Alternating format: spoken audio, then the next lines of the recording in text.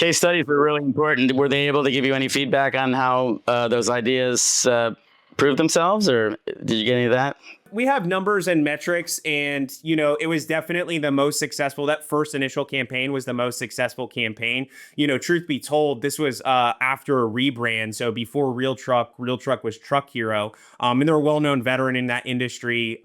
Sort of like the leading accessory sort of manufacturer and online retailer when it comes to that. So this was their first foray into leading with their new brand and having a campaign launch. And it was completely successful. I have to go back and look at the actual metrics, but we try to chase metrics that we are in control of, and for those ones we weren't necessarily in control of that. You're not in control. I mean, and then people, yeah, they're shy about it or don't exactly understand what you're asking for. I've been there. Tell me about Operation Smile. What's the difference with that client? Again, it goes back to niching down, right? Like we really, have any client that really needs to get a message out there that has a customer, whatever that looks like. And even for this, right? For Real Truck, you contrast it and it's like, okay, what is the average customer spending annually with Real Truck? And that's how they're thinking about that. And here's our front runner flagship products that we really want to push in this spot. And they sort of have that customer avatar in mind. With Operation Smile, now you're going in the NGO nonprofit space where they're trying to get donors and people to donate, both one-time donations as well as businesses that are donating, and lifetime donors, sort of legacy donors, wealthy donors, all the way down to a $10 donor, right? And so it's a little bit different of a mindset too. And so with this one, we were able to approach this creatively and the strategy as well, and direct to brand. So an agency wasn't bringing this to us, and they had this idea. They were just hitting their 40-year anniversary. I think it was 40 or 50. I'd have to go back and confirm that, but it was either 40 or 50. And they had this idea of legacy. A lot of what Operation Smile does, what they're known for, is surgery in underdeveloped countries completely for free. They show up, they are completely funded. These surgeons come in, they volunteer, and they do surgery on children with cleft palates. They do more than that. They do a lot of stuff to make sure that they're within the community, but that's what they're most known for, because as you can imagine, the before and after of that is just absolutely incredible and moving. But there is this sort of idea of like this like fly in, fly out, and they really wanted to show the legacy of what they've changed. So we had this opportunity to fly to Guadalajara, Mexico, and show and interview one of the children who was now an adult in going into university and starting their career. In contrast, this is what legacy looks like. This is what transformation looks like, whereas this person who would not have been given the same opportunities, be it cultural, people don't even understand even the cultural pressure of, what can be perceived as, even a deformity culturally in some of these places where, we don't necessarily face that in the United States, but in underdeveloped countries, it can be seen almost as a generational curse that you would have this. And so it's not just a cosmetic thing, but it's literally can stunt their whole development in life.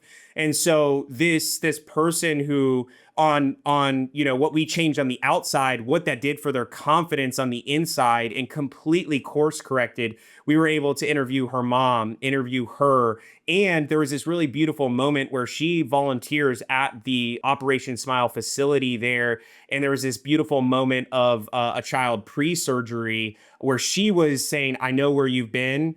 I was there, and there was this shared moment on camera, and the client said, like, that was one of the most beautiful moments that we've ever captured on camera, period, is this person, again, talking about legacy, this person who, the surgery that happened 15 years prior is now going, into career, but is also able to sort of bring that next generation up and inspire hope through their story. And we were able to capture all of that, and show that and utilize that. And what they were able to do with the video is that was now able to be utilized at conferences to get donors to donate. That was able to be used on their email campaigns to drive donations up, and to be able to be utilized with their larger donor base or their higher donor base on some of the more wealthy donors.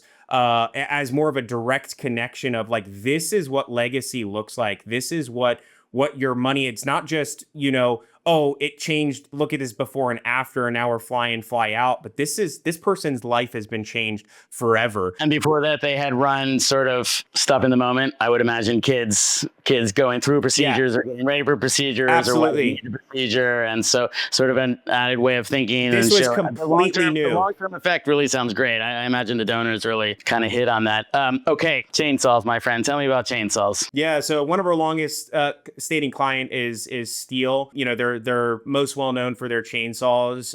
They're in multitude of products now in the outdoor space. They have a really, really good market share on the professional landscaper. And they're also making a really large inroad on the consumer market as well. And then they, have been around for 100 years, in talks right now of what we're going to do for that 100-year celebration.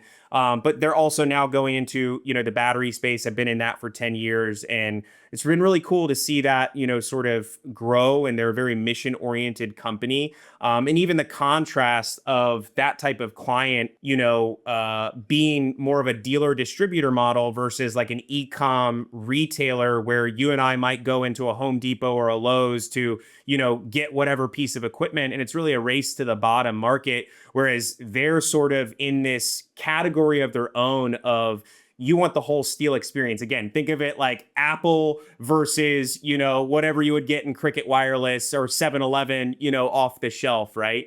And being a part of telling that journey, we've had so many different opportunities to tell the journey from the landscaper perspective. We were just out in Governor's Island in New York City, showing what it takes to manage, a 200-acre plus area in a concrete jungle, hundreds of feet away on this little island, with this beautiful backscape that we were able to capture of people really within the confines of nature with a backdrop, and showcasing that story of a day in the life of the landscaper crew.